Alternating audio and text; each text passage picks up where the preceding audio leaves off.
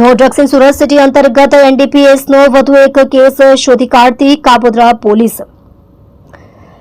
Inspector Shri MB Avasura સાહેબ, second police inspector MR Solanki સાહેબ નાઓએ સર્વેલન્સ સ્ટાફના તથા સર્વેલન્સ સ્ટાફના police sub inspector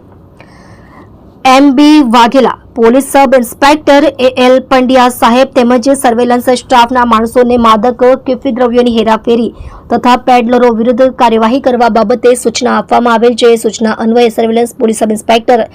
MB Vaghela તથા સર્વેલન્સ સ્ટાફ સાથે પેટ્રોલિંગ દરમિયાન એએસઆઈ દામજીભાઈ ધનજીભાઈ તથા પોલીસ કોન્સ્ટેબલ વિપુલસિંહ પાંચાભાઈ નાઓને સંયુક્ત રીતે તેઓના અંગત બાતમીદારો મારફતે બાતમી મળેલ છે કે આદર્શનગરમાં રહેતો મુસ્તાક અબ્દુલ પઠાણ નાનો ક્યાંકથી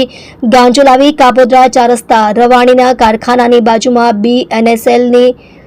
પેટીની પાછળ ઝાડ નીચે બેસી ગાંજાનું વેચાણ કરે છે તેવી બાતમીના આધારે જરૂરી કાર્યવાહી કરી બાતમી હકીકતવાળી જગ્યાએ રેડ કરતા સદર બાતમી હકીકતવાળા બાતમી મુજબનો મુસ્તાક અબ્દુલ પઠાણ ઇસમ મળી આવેલ, જેની પાસેથી તેની અંગઝડતી કરતા તપાસ કરતા તેની નીચે મુજબનો મુદ્દામાલ મળી આવેલ છે। તમે જોઈ રહ્યા છો SD ન્યૂઝ ચેનલ ફેઝર શેખની સાથે।